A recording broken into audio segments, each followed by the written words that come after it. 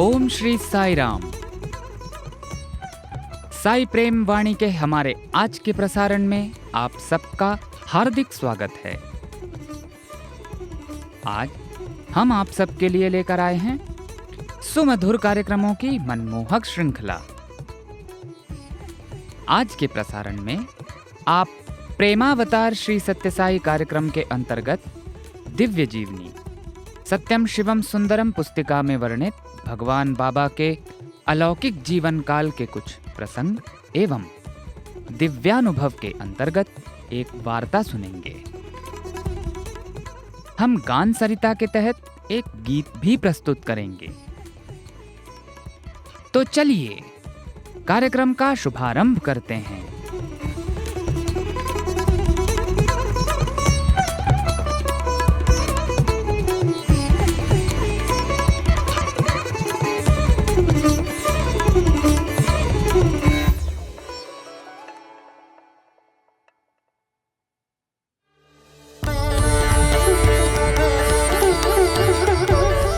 अब प्रस्तुत है हमारा कार्यक्रम प्रेमावतार श्री सत्यसाई। आज इसके अंतर्गत हम दिव्य जीवनी सत्यम शिवम सुंदरम भाग 2 पुस्तिका में वर्णित भगवान बाबा के जीवन काल के कुछ प्रसंगों का एक भाग सुनेंगे।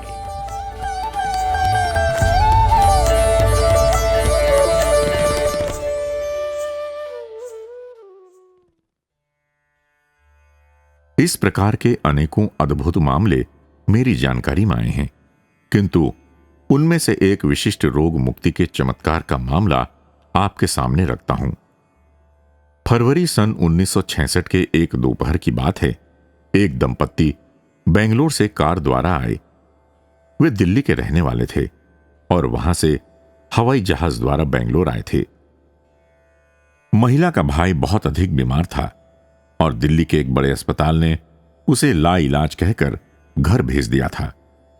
उन्हें किसी ने बाबा के संबंध में बताया और इसीलिए वे उसकी जीवन रक्षार्थ बाबा का अनुग्रह प्राप्त करने के लिए आए थे।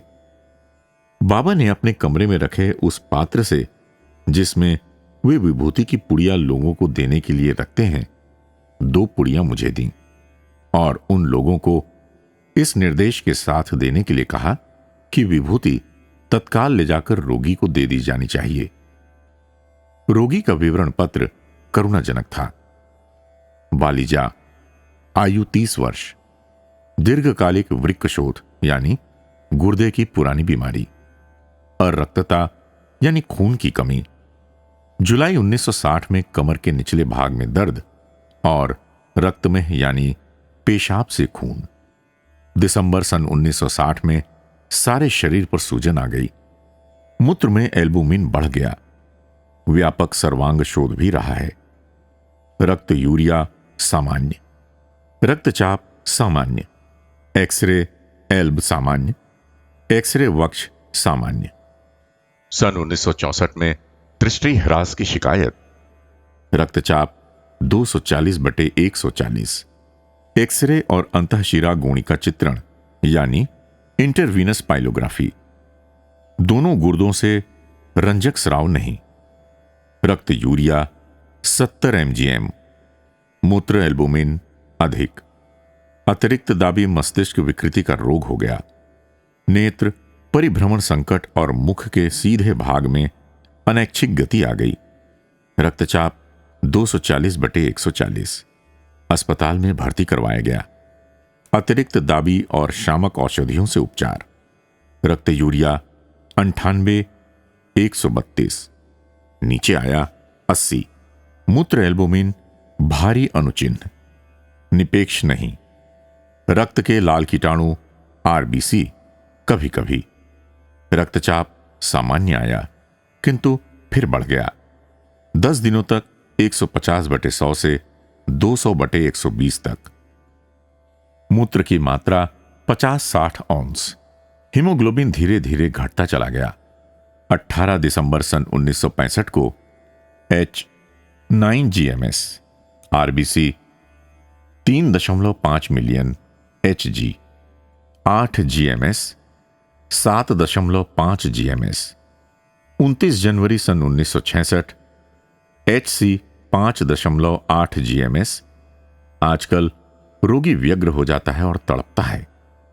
चेहरे पर पीलापन और स्थूलता, दोनों जोड़ों में दर्द, असहनीय वेदना। उपचार एडेल्फिन एसिड्रेक्स 2 गोलियां दिन में 3 बार, सेरसापिल 1-2 गोलियां दिन में 3 बार, इंजेक्शन सेरसापिल जब आवश्यकता हो। 22 जनवरी सन 1966 से लार्गेक्टिन इंजेक्शन और जैक्टोफर इंजेक्शन 1 दिन छोड़कर 1 दिन लगाना आरंभ किया गया। पोटेशियम क्लोराइड 15 ग्राम दिन में 3 बार, पथ्य प्रोटीन वर्जित। श्री कस्तूरी जी लिखते हैं कि उन्होंने विभूति की दोनों पुड़ियां ले जाकर उस रोगी को पानी में मिलाकर पिला दी। उसमें से कुछ विभूति उसके शरीर पर छिड़क दी गई। मैं उस समय विस्मित रह गया जब मुझे उस बहिन का तार मिला कि रोगी को लेकर कल प्रशांति निलयम पहुंच रहे हैं। अभी उनको वहां से गए 2 ही सप्ताह हुए थे। बेंगलोर से एक कार आकर रुकी तो उसमें 3 लोग उतरे। 2 तो वही पति पत्नी थे और उनके साथ एक और अपरिचित व्यक्ति था।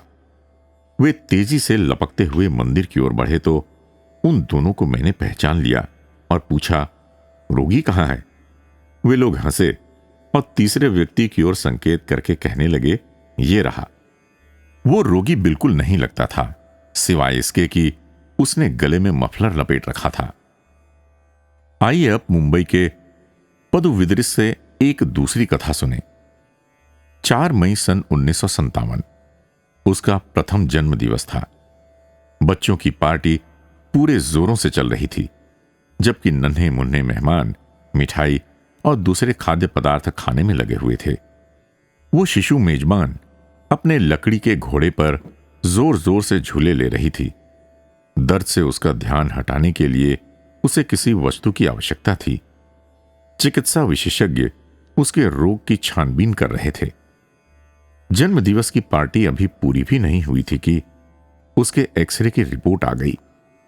उससे कुछ ऐसे तथ्य प्रकट हुए जिन पर विश्वास नहीं हो रहा था, क्योंकि रिपोर्ट के अनुसार वो 1 वर्ष की अबोध बालिका हड्डी गलने के भयंकर रोग पोर्ट्स डिजीज से पीड़ित थी।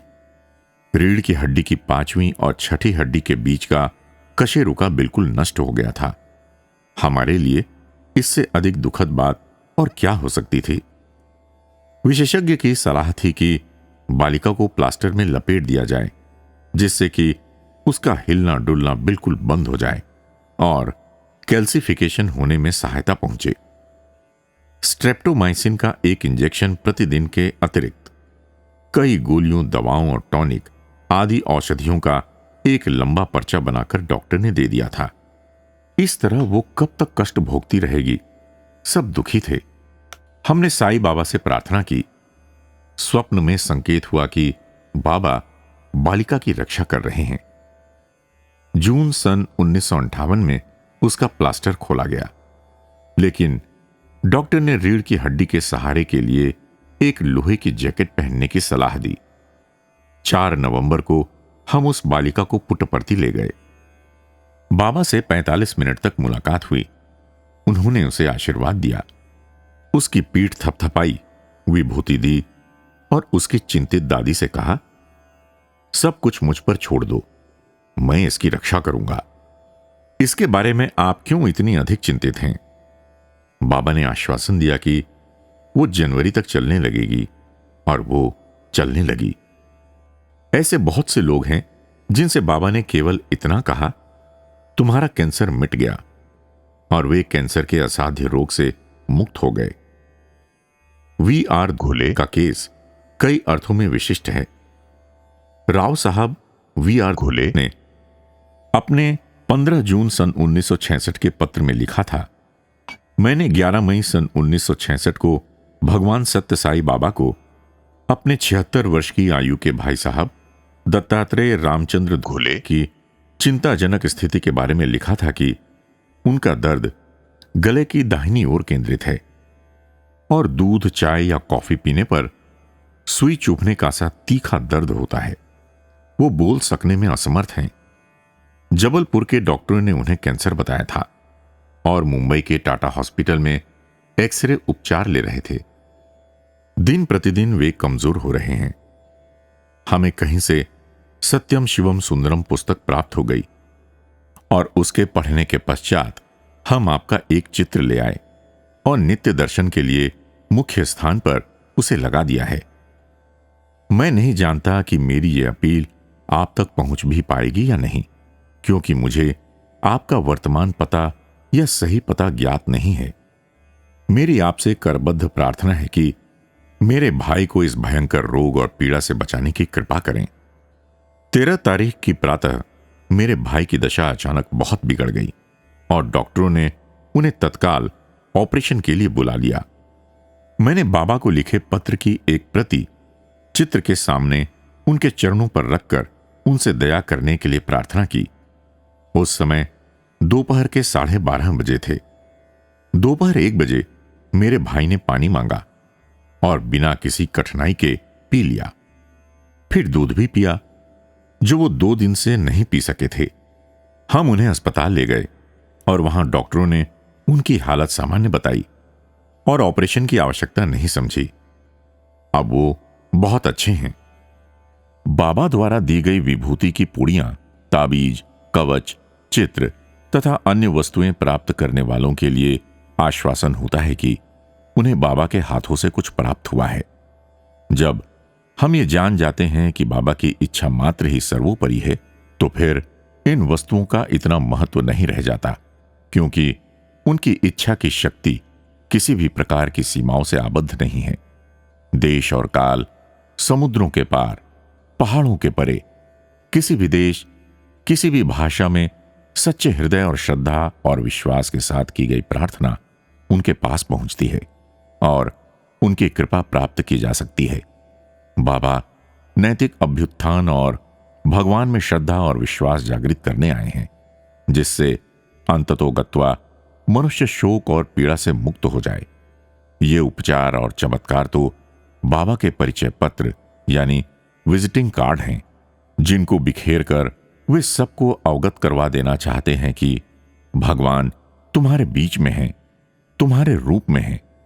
नित्य प्रति प्रशांति निलयम में जब बाबा इंटरव्यू देकर अपने अनुग्रह का प्रसाद वितरित करते हैं, उस समय अनेकों बिस्तर से लगे रोगियों से बाबा ने कहा है, अपना बिस्तर उठाओ और चलो, और साथ में ये सलाह भी की, संभल कर उम्मीद के साथ और सत्य के मार्ग पर चलना। एक 13 वर्ष से भी अधिक उम्र की लड़की को उसका भाई गोद में उठाया था। लड़की मैसूर राज्य के भद्रावती नगर से आई थी। 5 वर्षों से वो पैरों से लाचार थी। बाबा ने उसके भाई को बुलाया और उससे अपनी बहन को लाने के लिए कहा। वो भाई अपनी बहन को बच्चों की तरह गोद में उठाकर ले गया। कुछ ही मिनट बाद द्वार खुला तो निलयम के बाहर बैठे हुए लोगों ने देखा कि लड़की अपने भाई और मां के सहारे अपने पैरों से चलती हुई बाहर आ रही है। बाबा ने उससे कहा कि निलयम की 3 परिक्रमा लगाओ, और उन्होंने ऐसा ही किया। दूसरे दिन उस लड़की ने स्वयं ही बिना किसी सहारे परिक्रमाएं लगाईं। बाबा ने उस बालिका को प्यार भरे प्रोत्साहन के साथ घर लौटने और प्रसन्न रहने के लिए कहा। बाबा द्वारा किया गया प्रत्येक उपचार आंखें खोल देने वाला होता है। वो एक नई दृष्टि प्रदान करता है, जिससे हम बाबा को आरोग्य देवता के रूप में देखते हैं, जो इस देह को स्वास्थ्य प्रदान करते हैं, जिससे ये मन पर विजय पाने का उपयुक्त साधन हो जाए और हम अपनी इंद्रियों, वृत्तियों, मनोवेगों, प्रेरणाओं और बुद्धि की परतों के नीचे सुप्त पड़े आनंद की अनुभूति कर सकें और सच्चिदानंद को प्राप्त कर सकें। जय साईं राम।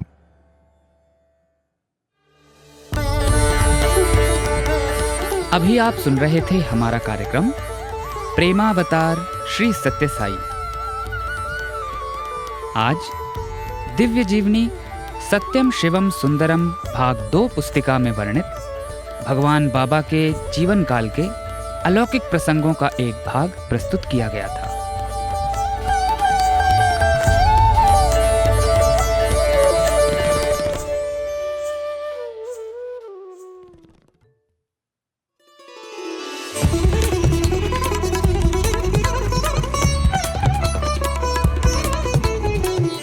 साई प्रेम वाणी, भगवान श्री सत्य साई बाबा का दिव्य संदेश, अब हिंदी में।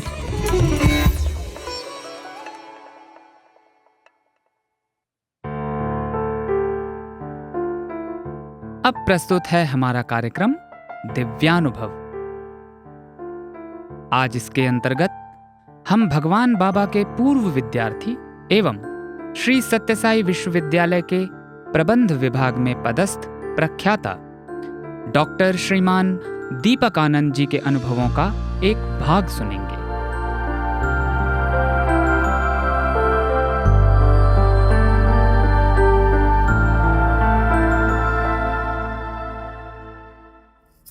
देखिए, भगवान बाबा तो कहते ही हैं कि मानव सेवा ही माधव सेवा है।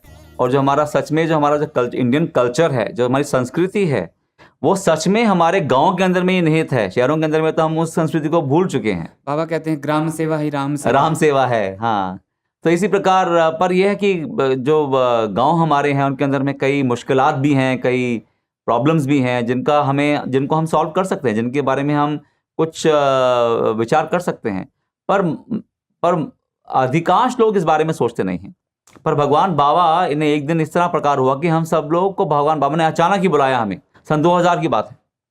और भगवान बाबा ने कहा कि मैं चाहता हूँ कि सब स्टूडेंट्स जो हैं, सब सारे टीचर्स जो हैं और रिसर्च स्कॉलर जो हैं, सारे मुझे आकर मिलें। तो हम सब लोग गए और भगवान बाबा ने हमको भजन हॉल के अंदर में बुलाया। भगवान बाबा अपने स्वर्णिम कुर्सी के ऊपर बैठे हुए थे और हम सब लोग भगवान बाबा के पास में जाकर जब बैठे तो भगवान बाबा की आंखों में अश्रु थे। भगवान बाबा एकदम विहल थे और भगवान बाबा ने हमको बहुत गहरे विचार से और बहुत बाबा का जैसे दिल भरा हुआ था उस दिन, भरे हुए गले से। हाँ, भरे हुए गले से भगवान मतलब जैसे कि रोने के कगार पे थे। इस प्रकार भगवान बाबा ने हमको बोला तो हम भी बहुत विहल हो गए। हम सबकी आंखों में भी आंसू थे। हमने कहा भगवान तो क्या हो गया ऐसा कि भगवान बाबा इस तरह से व्यथित हैं, इतना भगवान दुखी हैं। तो भगवान बाबा ने कहा कि देखो, मैंने कल अखबार में मैंने एक लेख देखा है, एक खबर मैंने पढ़ी है जिसमें यह लिखा गया है कि एक औरत ने, जिसके पास में कुछ खाने को नहीं था, जिसके बच्चे भी थे और उनके पास भी कुछ खाने को नहीं था, इसलिए ना सिर्फ उसने स्वयं विष का पान कर लिया बल्कि उसने अपने बच्चों को भी विष देके उनके जीवन का भी अंत कर दिया। तो फिर भगवान बाबा ने हम सबसे प्रश्न किया। भगवान बाबा ने पूछा कि क्या इस भारतवर्ष में, क्या इस योग भूमि, त्याग भूमि, कर्म भूमि में ऐसा संभव है कि एक लाचार मां को अपने और अपने बच्चों को विष दे के मरना पड़े सिर्फ भोजन की लालसा के अंदर में?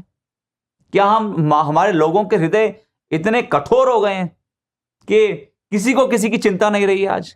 क्या जो हमारे गांव, हमारी जो संस्कृति है उसके अंदर में भी लोग इतने निराशावादी हो गए हैं कि ना सिर्फ एक दूसरे की मदद करते हैं पर एक माँ और बच्चों को ऐसे मर जाने देते हैं? भगवान बाबा की आंखों में बहुत अश्रु थे उस समय, अभिषेक, और हम सब लोगों की आंखों में भी अश्रु थे। भगवान बाबा ने बोला, नहीं, मैं ऐसा नहीं होने दूंगा।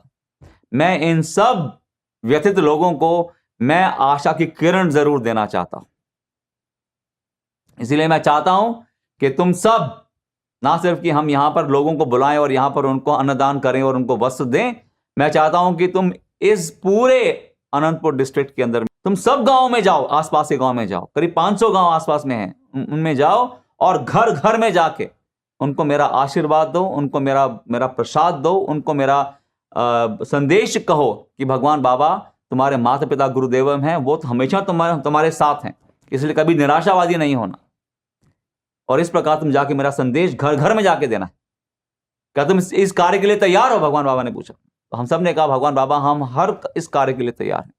और उस साल जो है भगवान बाबा ने, दशहरे के समय में भगवान बाबा ने ग्राम सेवा को आरंभ किया, जिसमें कि हम सब लोग ट्रक में रात में खाना बना के सुबह तक खाना पैक करके और उसको सुबह बाबा ने कहा 10 बजे तक आपको उस खाने को पहुंचाना है। और सब पहले बुजुर्गों को, बड़ों को आपने उनका आशीर्वाद लेना है, उनको भगवान बाबा के साईराम बोलना है, ओम सच्चिदानंदाय नमः का आपने जप करना है, फिर आपने वो प्रसाद जो उनको देना है, उनका आशीर्वाद प्राप्त करना है आपने। यही सच्ची सेवा है। तो इस प्रकार जो है ग्राम सेवा की शुरुआत हुई। पर उस ग्राम सेवा के हमें इतने अनुभव हुए, अभिषेक, जिन्हें कुछ समय में बताना तो मतलब बहुत ही कठिन है, परंतु मैं एक दो बताना चाहूंगा जिस प्रकार से जिन चाहे वो बहुत बड़े अनुभव नहीं थे पर मेरे दिल को जिन्होंने बहुत छुआ, एक दो ऐसे अनुभव मैं आपको बताना चाहूँगा। जी। एक बार ऐसा हुआ कि हम अपने प्रसाद के साथ में भगवान बाबा के कुछ बच्चों के लिए कुछ पेन पेंसिल स्टेशनरी और कुछ बच्चों के लिए हम कपड़े भी ले जाया करते थे। अच्छा। तो एक दिन जैसे हम एक गांव में हम गए और हम पिछले जो पड़ोसी गांव के अंदर में हमने पहले ही उनको ग्राम सेवा हो चुकी थी, तो आज उनके पड़ोस वाले गांव की आज ग्राम सेवा थी। जैसे हमारे ट्रक पहुंचे, सारे जिन बच्चों को कपड़े और स्टेशनरी आइटम मिले थे वो सारे लाइन कतार बनाकर खड़े हो गए और हाथ हिला हिला के साई राम साई राम साई राम, देखो बाबा के दिए हुए कपड़े, देखो बाबा की दी हुई पेंसिल, देखो बाबा का दिया हुआ रबर। वह हमको दिखा दिखा के वो मुस्कुराहट जब मैंने देखी ना अभिषेक, जो मैंने प्रेम उनके चेहरे पे देखा, मैं अपने कैबिन से बाहर निकला ही नहीं, मैं इतना विहल हो गया, मेरी आंखों में अश्रु ही आ गए। मैंने कहा देखो एक छोटी सी सेवा करने से हमें अनंत आनंद मिल रहा है। आज हम हम एक पैसे की हमने इन्वेस्टमेंट नहीं कर, निवेश नहीं किया है और हम करोड़ों रुपए की खुशियां कमा रहे हैं इस वजह से। तो हमने इन बच्चों की हमने क्या कुछ सेवा करी है कोई बहुत बड़ी, भगवान बाबा का दिया हुआ प्रसाद जो है हमने इनको अर्पित किया है, पर हमें देखो कितने आनंद और खुशी मिल रही है। भगवान बाबा कहते हैं कि ना हमें सिर्फ प्राप्त करने में खुशी नहीं होती है, जो खुशी हमें देने में होती है वो प्राप्त करने से हजारों गुना होती है। जी। एक बार ऐसा हुआ कि हमने ग्राम सेवा अपनी समाप्त कर ली थी एक गांव के अंदर में, और मैं और मेरे एक और टीचर इंचार्ज हम लोग सब लोग वापस आ रहे थे, पर हमने देखा कि गांव के उस खेत के अंदर में बहुत दूर एक छोटी झोंपड़ी सी है एक। तो हमने बच्चों से कहा कि आप लोग थोड़ा आगे चलिए गांव से, हम थोड़ा प्रसाद लेके जाएंगे और देखना चाहेंगे, निरीक्षण करेंगे कि इस झोंपड़ी में कोई है क्या। अगर कोई है तो बाबा ने बोला एक भी घर बचना नहीं चाहिए। तो जब हम वहां पर गए तो हमने देखा कि एक बहुत बूढ़ी औरत है। पहले तो हमें कुछ नजर भी नहीं आया, इतना अंधेरा था उस झोंपड़ी के अंदर में कि हमें कुछ नजर नहीं आ रहा था। तो फिर हमने किसी के करहाने की कुछ आवाज सुनी, तो जब थोड़ा हम देख पाए, हमने देखा कि एक बहुत बुजुर्ग महिला जो है वो एक मंजी पर लेटी हुई हैं, बिस्तर पर लेटी हुई हैं अकेली और करहा रही हैं। तो हमने उनके पास में गए और थोड़ा उनको हमने खड़ा किया, पास में पानी था, थोड़ा उनको पानी पिलाया, और हमारे प्रोफेसर ने उनसे पूछा तेलुगु में कि वो कैसी हैं और वो इस तरह से अकेली क्यों हैं। तो उन्हें कहा कि मेरा बेटा और मेरी बहू किसी कार्य से साथ वाले गांव में गए हैं किसी कार्य से, परंतु मैं यहाँ पर अकेली थी, पर अचानक मैं बीमार हो गई हूँ, इसलिए मैं अपना खाना भी नहीं बना पा रही हूँ। इसलिए मैं भगवान बाबा से प्रार्थना कर रही थी कि वो किसी न किसी तरीके से मेरे लिए खाना पहुँचाएं, ताकि मैं अपने जीवन की रक्षा कर सकूं, क्योंकि मैं इस अकेली झोंपड़ी में बहुत दूर रहती हूँ गांव से, मैं चल भी नहीं सकती हूँ, तो मुझे कौन दिखेगा। तो भगवान बाबा ही मेरे एक आसरा थे। और जब आज तुमने जो भगवान बाबा को मुझे प्रसाद दिया है, मैं ये समझती हूँ कि भगवान बाबा सच में मेरे साथ हैं, वो मेरे साथ, मेरे हर पल हर क्षण मेरे साथ में। तो फिर हमने गाँव वालों को जाके बताया कि इस तरह से उनकी जो है तबीयत ठीक नहीं है, तो कुछ गाँव वालों ने आकर उनकी देखरेख के लिए जिम्मेवारी ली। फिर हमने उनको थोड़ा अधिक प्रसाद दिया कि कल भी वो अगले दिन भी उसका ग्रहण कर सकें। फिर हम लोग वापस आए।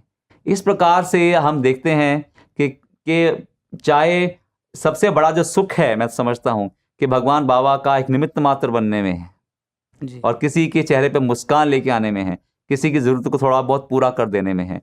और हमारे भारतवर्ष के अंदर में तो अभिषेक इतनी ज़रूरतें हैं, इतनी कमियां हैं कि अगर हम चाहें तो थोड़ा बहुत उसके लिए हम सहायता ज़रूर कर सकते हैं और हमें प्रयास करना चाहिए। वही भगवान बाबा की ग्राम सेवा का संदेश है कि तुम ये मत सोचो कि हमें हमारी सेवा मांगने के लिए हमारे पास में कोई आए, नहीं। सेवा करने वाले का ये फर्ज है कि जहां ज़रूरत है वो वहां पर जाए। उसी प्रकार 2003 में जब ईश्वरम्मा दिन के दिवस की जब महोत्सव मनाया गया कोडेकनाल के अंदर में, उस समय भगवान बाबा ने हमें एक भी अपने साथ में फोटो नहीं दी थी। और हम रोज कहते थे भगवान हमको एक फोटो दीजिए आपके साथ में, हम भी चाहते हैं कि हमारे साथ में भगवान बाबा के साथ में फोटो। भगवान बाबा ने बोला बाद में देता हूँ, बाद में देता हूँ। और 5-6 दिन बीत गए और भगवान बाबा के साथ में हमारी एक भी फोटो नहीं थी। फिर ईश्वरम्मा दिवस का महोत्सव आया और भगवान बाबा ने उसे कोडेकनाल में ही मनाया गया और सब लोग वहाँ पर आए और सब लोगों को भगवान बाबा ने प्रसाद भी दिया और साड़ी धोती और गिफ्ट्स भी भगवान बाबा ने सबको दिए। पर फिर भगवान बाबा जब अंदर आए तो भगवान बाबा ने हम सबको पूछा कि तुमने अच्छे से सेवा किया? हमने कहा हाँ स्वामी। फिर भगवान बाबा ने हमको एक ही सेशन में अगले 2 घंटे तक 6 फोटोग्राफ्स दी, इंडिविजुअल, 2 लोग, 4 लोग, पूरा ग्रुप, आधा ग्रुप करके भगवान बाबा ने बहुत सारी फोटोग्राफ्स दी। फिर भगवान जब आकर बैठे वहाँ पे अपनी कुर्सी पे, तो भगवान अचानक बोलते हैं कि मुझे तो अभी भी प्यास लगी है। तो एक बच्चे ने फौरन बाबा का जो ग्लास है उठा के पानी का भगवान बाबा को दिया पानी पीने के लिए। तो भगवान बाबा ने बोला ये नहीं रे, ये नहीं, और भगवान बाबा उठ के बाहर चले गए। फिर अचानक ही हमारे स्टेट प्रेसिडेंट ने बोला कि आप सिक्योरिटी जीप में है ना, आप दोनों बच्चे, आप चलिए, भगवान बाबा तो बाहर जा रहे हैं कहीं। तो फिर भगवान बाबा ने हमें बोला कि जितने भी साड़ियाँ, कंबल, धोतियाँ बच गई हैं और जो खाने के पैकेट हैं वो सब लोग सिक्योरिटी जीप में और मेरी गाड़ी में रखो, हम लोग जाएंगे। और फिर हमने कहा भगवान बाबा आप कहाँ जा रहे हैं, पूरा फंक्शन तो खत्म हो चुका है, सब लोग जा चुके हैं, अब भगवान बाबा कहाँ जा रहे हैं? तो भगवान बाबा कोडे कनाल के उन कोनों में गए, उन दूर दराज इलाकों में गए जहाँ पर कि जो अपाहिज या जो बहुत बुजुर्ग और जो आने में सक्षम नहीं थे लोग, गरीब लोग, जो सही स्थिति में आके भगवान बाबा का प्रसाद नहीं प्राप्त कर सके, भगवान उन सब के पास में एक एक कर गए और सब उन लोगों को प्रसाद दिया। और फिर भगवान बाबा जब वापस आ रहे थे तो लेक के पास में एक छोटा सा बच्चा, जिसे हम कहते हैं कि वो रुई वाली कैंडी जो होती जी, है, कॉटन कैंडी जो होती है, वो बेच रहा था। बुड्ढी के बाल बोलते बुढ़ी के बाल वो बेच रहा था, वो जो ऑरेंज कलर के जो शुगर से बनता है, गुलाबी कलर का कैंडी। हाँ, तो वो भगवान बाबा ने उससे सारी कैंडी खरीद ली और उसने शायद कुछ 500-600 रुपए मांगे और उनको 2000 रुपए दिए। और वो बच्चा बहुत प्रसन्न हो गया। तो फिर बाबा ने आगे सबको वो कैंडी बांटी और फिर बताया कि ये बच्चा जो है सुबह के समय स्कूल जाता है और फिर दोपहर को आने के बाद में ये कैंडी बेचकर अपना जीवन का निर्वाह करता है। इसलिए उसने चाहे मुझसे थोड़े कम पैसे मांगे, मैंने उसको अधिक दे सहायता करने के लिए उसकी, ताकि उसको समय मिले अपनी पढ़ाई करने के लिए, क्योंकि उसके इम्तिहान पास आ रहे हैं। तो आप देखिए अभिषेक, एक छोटा बच्चा जो कि अनाथ है, जो अपनी खुद कमाई कर रहा है, भगवान बाबा के लिए उसके मन में कितना प्रेम है जी। भगवान बाबा के लिए जो एक अपाहिज भिखारी बैठा हुआ है कोडे कनाल के किसी गली के कोने में, भगवान बाबा की नज़र उसके ऊपर में भी है। भगवान बाबा उसके लिए भी चल के जाते हैं उसके पास में उसकी सेवा करने के लिए। तो जब भगवान बाबा कहते हैं कि मैं ही सेवक हूं अपने भक्तों का, तुम मेरी सेवा क्या करोगे, तो भगवान बाबा सच्ची तो कहते हैं।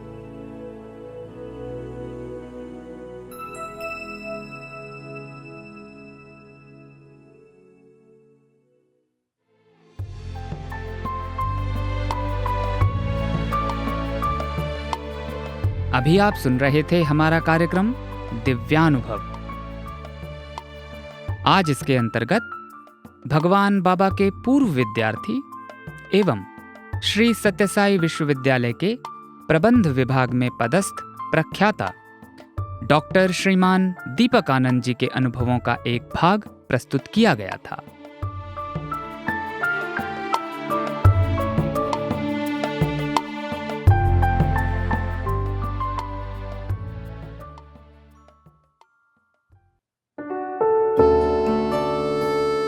सभी श्रोताओं को एक बार पुनः सप्रेम साई राम।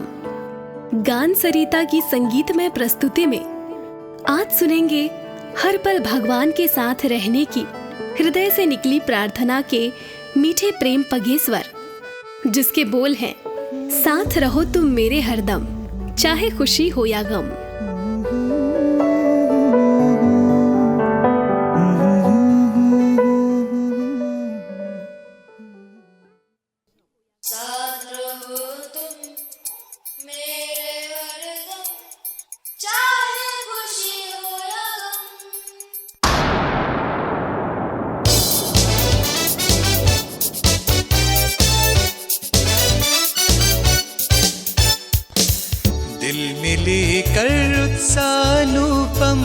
ज्योति लेकर आओ चले हम, दिल में लेकर उत्सानुपम ज्योति लेकर आओ चले हम। साथ रहो तुम मेरे हरदम, साथ रहो तुम मेरे हरदम, चाहे खुशी हो या गम। रू रू रू रू रू रू रू रू रू रू रू रू रू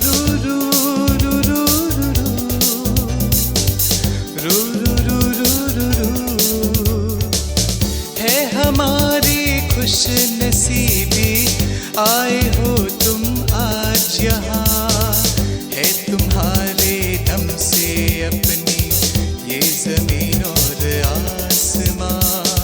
कह तो ले आए स्वर्ग यहाँ, कह दो तो ले आए स्वर्ग यहाँ। दिल में लेकर उत्साह अनुपम, ज्योति लेकर आओ चले हम, दिल में लेकर उत्साह अनुपम।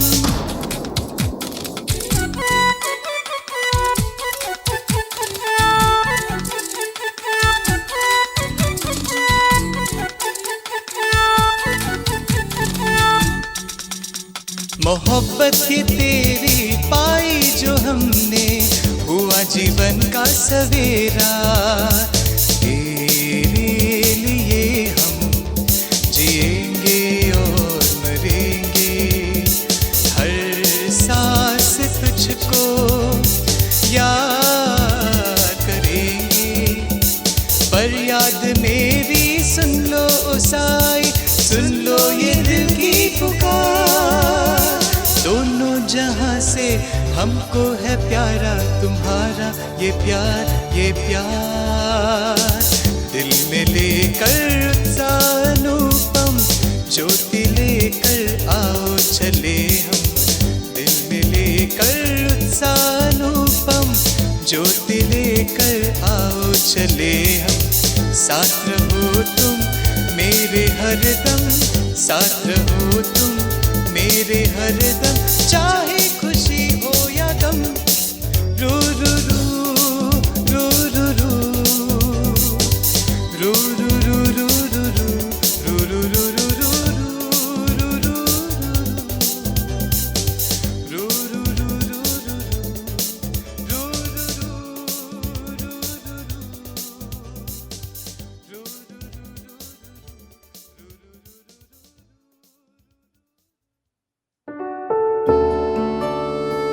अभी आप सुन रहे थे गान सरिता। ये श्री सत्य साई प्रेम वाणी का प्रशांति निलयम से प्रसारण है। दिल में जब ईश्वर का वास हो जाता है तब कुछ और के लिए स्थान ही नहीं रह जाता। फिर हर पल ईश्वर के साथ की ही कामना रह जाती है। इस गीत में दिल में बड़े ही उत्साह के साथ स्वामी के विद्यार्थियों द्वारा भगवान का साथ मांगा गया है। प्रशांति निलयम में आयोजित होने वाले वार्षिक खेल व सांस्कृतिक सम्मेलन में ज्योति को प्रज्वलित करने की परंपरा इस गीत में झलकती है और इस परंपरा के पीछे छिपी प्रभु प्रेम व प्रभु के प्रति समर्पण की भावना भी झलक उठी है। जय साई राम।